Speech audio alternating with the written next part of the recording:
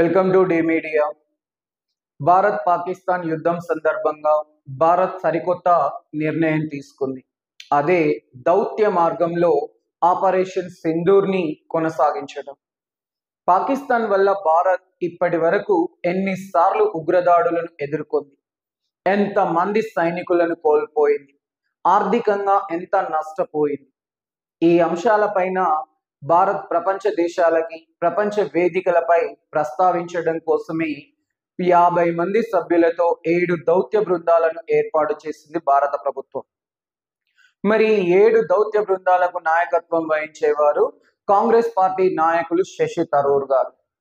మరి అందులో ఒక దౌత్య బృందానికి నాయకత్వం వహిస్తున్నారు డిఎంకే నాయకురాలు కరుణానిధి కుమార్తె గారు కనిమోజీ. మరి కనిమోజీ గారు ఆధ్వర్యంలో ఏర్పాటు చేసిన దౌత్య బృందం ఇవాళ రష్యాను చేరుకొని ఆపరేషన్ సింధూర్ కార్యక్రమం పైన రష్యన్ ప్రముఖులతో చర్చించాల్సి ఉంది. ఈ నేపథ్యంలో రష్యా భూభాగాన్ని ఈ బృందం చేరుకునే క్రమంలో రష్యా ఎయిర్పోర్ట్ పై ఉక్రెయిన్ దాడి చేపట్టింది. అత్యంత ఆధునికమైన 105 డ్రోన్లతో రష్యన్ ఎయిర్పోర్ట్ పై దాడి చేపట్టింది ఉక్రెయిన్.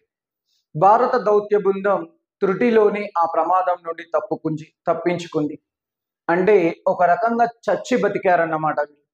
మరి ఇక్కడ అసలైన విషయం ఏంటి అంటే టర్కీ భారత్ మధ్య సంబంధాలు తెగిపోయాయి. టర్కీ భారత్ మధ్య ఉన్న వాణిజ్య సంబంధాలను నిలిపివేసింది భారత్. భారత్ పాకిస్తాన్ యుద్ధం సందర్భంగా టర్కీ పాకిస్తాన్ కు సపోర్ట్ గా ఉండడం, పాకిస్తాన్ కి ఆయుధాలు సప్లై చేయడం వంటి నేపథ్యంలో టర్కీతో ఉన్న వాణిజ్య సంబంధాలను భారత్ నిలిపివేసింది. ఈ క్రమంలో టర్కీ తయారు చేసిన అత్యాధునిక డ్రోన్లను ప్రయోగించింది రష్యా ఎయిర్పోర్టుని పేల్చివేయడానికి ఉక్రెయిన్. కాబట్టి ఇక్కడ రష్యా భూభాగం వేదికగా భారత దౌత్య బృందాన్ని టార్గెట్ చేసి ఈ దాడి చేపట్టినట్టుగా కొంతమంది ప్రముఖులు విశ్లేషిస్తున్నారు.